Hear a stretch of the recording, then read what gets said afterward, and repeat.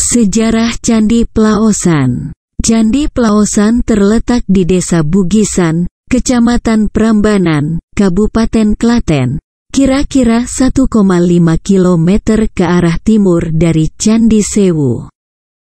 Candi ini merupakan sebuah kompleks bangunan kuno yang terbagi menjadi dua, yaitu Kompleks Candi Plaosan Lor atau Lor dalam bahasa Jawa berarti utara, dan Kompleks Candi Plaosan Kidul atau Kidul dalam bahasa Jawa berarti selatan. Pahatan yang terdapat di Candi Plaosan sangat halus dan rincin, mirip dengan yang terdapat di Candi Borobudur, Candi Sewu, dan Candi Sari. Candi Plaosan yang merupakan candi Buddha ini oleh para ahli diperkirakan dibangun pada masa pemerintahan Rakai Pikatan dari Kerajaan Mataram Hindu, yaitu pada awal abad ke-9 Masehi.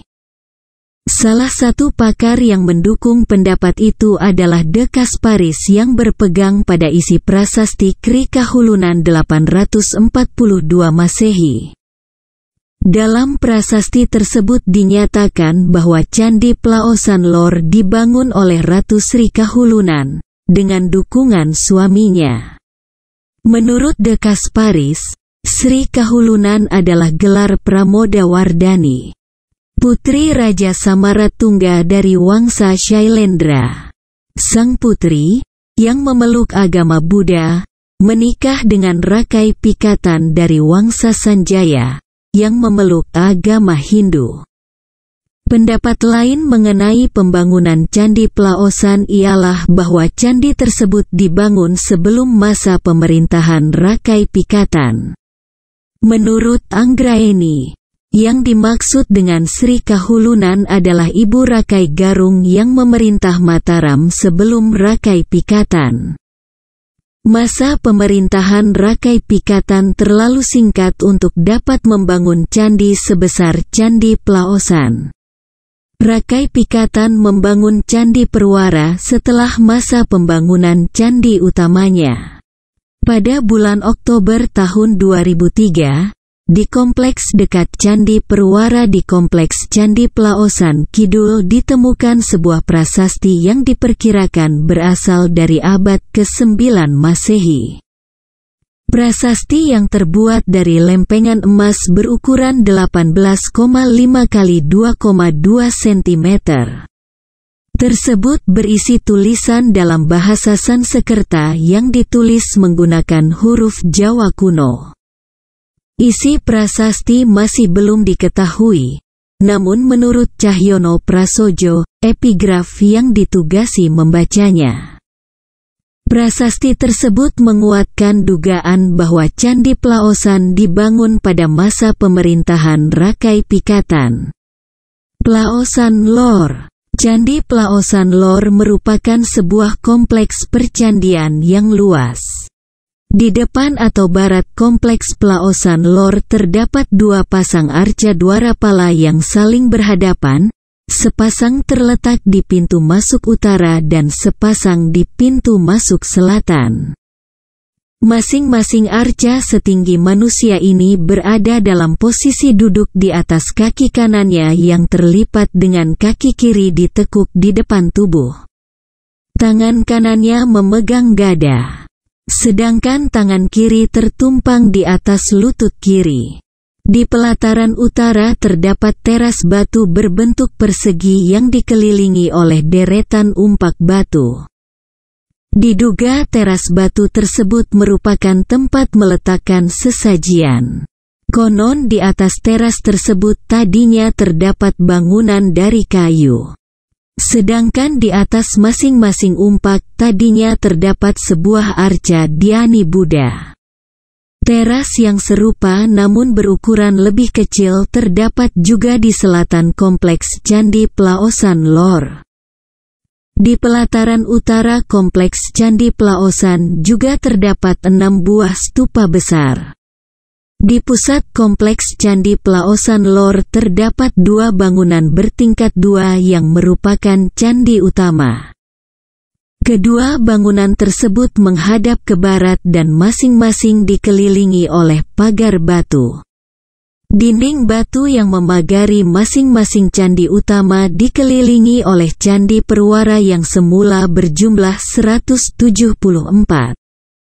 Terdiri atas 58 candi kecil berdenah dasar persegi dan 116 bangunan berbentuk stupa. 7 candi berbaris di masing-masing sisi utara dan selatan setiap candi utama. 19 candi berbaris sebelah timur atau belakang kedua candi utama, sedangkan 17 candi lagi berbaris di depan kedua candi utama. Hampir semua candi perwara tersebut saat ini dalam keadaan hancur. Di setiap sudut barisan candi perwara masih terdapat sebuah candi kecil lagi yang dikelilingi oleh 2 barisan umpak yang juga diselingi dengan sebuah candi kecil lagi di setiap sudutnya. Di sisi barat pagar batu yang mengelilingi masing-masing bangunan utama terdapat sebuah gerbang berupa gapura paduraksa, dengan atap yang dihiasi deretan mahkota kecil. Puncak atap gapura berbentuk persegi dengan mahkota kecil di atasnya. Masing-masing bangunan candi utama berdiri di atas kaki setinggi sekitar 60 cm tanpa selasar yang mengelilingi tubuhnya. Tangga menuju pintu dilengkapi dengan pipi tangga yang memiliki hiasan kepala naga di pangkalnya. Bingkai pintu dihiasi pahatan bermotif bunga dan sulur-suluran. Di atas ambang pintu terdapat hiasan kepala kala tanpa rahang bawah. Sepanjang dinding luar tubuh kedua candi utama dihiasi oleh relief yang menggambarkan laki-laki dan perempuan yang sedang berdiri dalam ukuran yang mendekati ukuran manusia sesungguhnya. Relief pada dinding candi yang di selatan menggambarkan laki-laki, sedangkan pada candi yang di utara menggambarkan perempuan. Bagian dalam kedua bangunan utama terbagi menjadi 6 ruangan, 3 ruangan terletak di bawah, sedangkan 3 ruangan lainnya terletak di tingkat 2. Lantai papan yang membatasi kedua tingkat saat ini sudah tidak ada lagi. Namun pada dinding masih terlihat alur bekas tempat memasang lantai. Di ruang tengah terdapat 3 arca Buddha duduk berderet di atas padat masana menghadap pintu, namun arca Buddha yang berada di tengah sudah raib.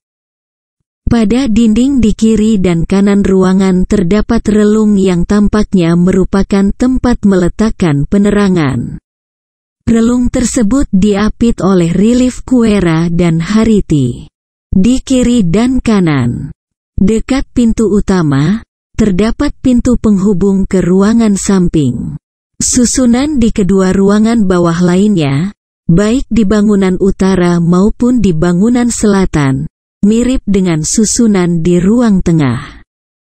Di sisi timur terdapat 3 arca Buddha duduk berderet di atas padat masana menghadap ke barat. Arca Buddha yang berada di tengah juga sudah raib. Plaosan Kidul. Candi Plaosan Kidul terletak di selatan Candi Plaosan Lor, terpisah oleh jalan raya.